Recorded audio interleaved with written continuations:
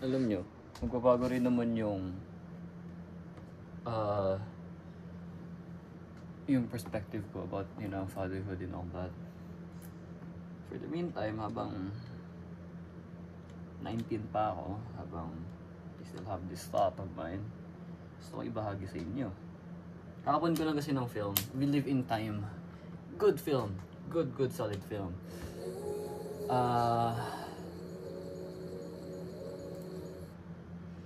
It's about Tobias. Tobias, tapos si Almut, meron siyang cancer, basta and all that. Pero, by the end of the film kasi, si Tobias, tinuruan niya yung daughter nila kung paano magbasag ng itlog na proper way. Ano lang, ganda lang. Like, the whole idea of it. Pero yung nag-stick out sa akin is family and then fatherhood. Kasi by the end of the film, sila na lang dalawa kasi. And you know what? It will always be my goal. Sana naman maging goal ko pa rin kahit matandaan na ako in the year, pag 20, pag nasa 20s na ako and all that. It will always be my goal to have a family talaga. To have children. No? Ito. What if ayaw ng asawa ko, ayaw ng girlfriend ko? Okay lang. Even though I want children, yung decision na yun, yung final call na yun, ay nakadepende pa rin sa partner ko. Kasi katawan niya yun. Siya yung magbibigay, siya yung magbubuntis. Siya rin yung maghihirap, paghihirap niya yan. So I have no decision whatsoever. Okay?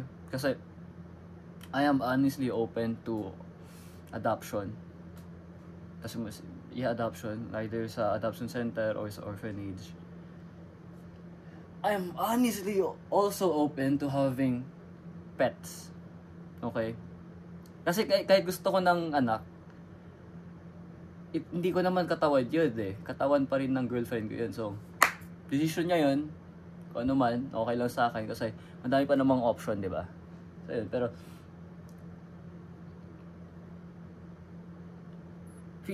feeling ko, I personally think, ito yung mag-heal sa inner child ko, sa fatherless child version ko, ganun. No? Kasi I've been trying to heal it. Ngayon okay naman na, pero one thing that is gonna stick out, one thing na talagang, alam mo yung wound, di ba, yung sugat, tapos final touches na lang siguro, one last band-aid, tapos mag-heal na yun. Feeling ko yung band-aid na yun, yung fatherhood ko.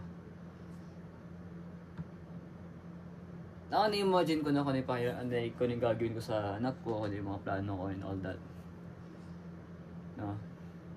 Yun na lang, like, band-aid, like, that's my band-aid. Para lang mag-heal yung sugat ko. To be a father. To be a better father. Kumpara sa dad ko. Yun na lang siguro yung pambawi ko sa younger self ko. Pambawi na rin sa sarili ko yun. Gets nyo ba? No?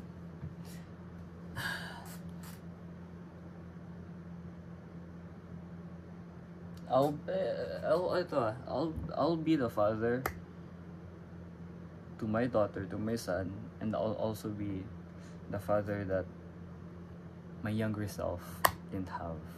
Tama ba? Yan. Yun lang naman. Yun lang. Yun yung final goal ko. To be present sa lahat ng milestone ng anak ko, ng kahit maliit lang, kahit malaki, regardless, I'm going to be present in every milestone, in every part ng buhay nila. Lagi ako nandun. I'll be the involve kind of father. Ganun. Hindi yung may tatay, hindi yung tipong may tatay nga pero parang wala siya. Yun. Buhay naman siya pero hindi mo ramdam presensya niya and all that. Ayoko talaga maging ganun. Kasi if naging ganun ako, if ginawa ko rin yung pagkakamali ng father ko before, and knowing kung anong pinagdaanan ng mother ko, parang napaka gago ko naman talaga nun. To the point na ikakaya ko na rin na lalaki ako. No? Pero yun.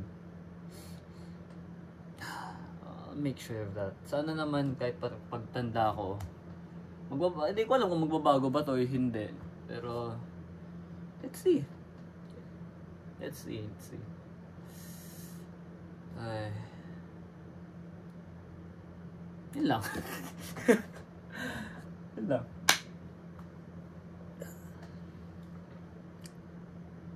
Yung alam mo, ito rin isa kong gagawin. Pag, diba, nagkaroon ako ng anak, diba? Depende na lang kasi kung lalaki o babae. Pero pag lalaki, grabing kalayaan ang ibibigay ko sa kanya. Hindi naman kalayaan to the point na naging, alam mo yun, yung mga parents na pinapabayaan na yung anak nila. Hindi naman ganun. Pero pag may daughter ako, kasi alam Tagalog ng daughter eh, pag may dalaga na ako, siyempre, stricto and all that. Pero one thing na parang is lagi pa rin ako making physically active, mentally and emotionally active. Gusto ko na masabayan ko yung anak ko kung ano mga activities yan. And honestly, it's a choice rin naman when it comes to physical fitness. Hindi, may mga circumstances, okay? Diseases, illnesses, yun like totally fine yan, understandable yan. Pero kung wala ka naman talagang sakit and then more like tamad ka lang, yeah, it's your fault. And then, and ayoko rin naman mag-exist, matanda na ako, hindi na kita masasabayan dyan, good. When I had that chance to actually ganun, namasabayan sila. Yeah. And then second na gusto kong emphasize sa mga anak ko is the importance of mental health, the importance of opening up, the importance of communication. No. Hindi ako yung hindi ko nakikita yung sarili ko being that kind of guy, that type of father na napaka-conservative, na napaka ganun.